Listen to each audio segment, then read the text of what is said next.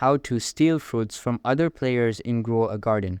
Hey guys, in this video, I'm gonna show you how to sneakily get fruits from other players in Grow a Garden.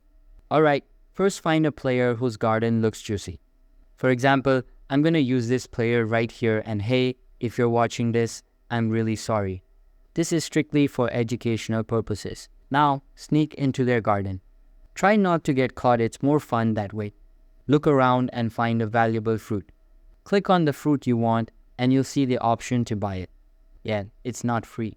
But trust me, this can be a solid investment because I've gotten fruits worth millions this way. The biggest one I grabbed was worth 4.2 million shekels, no joke. And if you check the shop, you'll see that buying shekels directly costs way more Robux than just buying a rare fruit and flipping it. So yeah, this method kinda pays for itself. That's it for this video. If it helped you out, don't forget to like, subscribe for more tips. See you in the next one.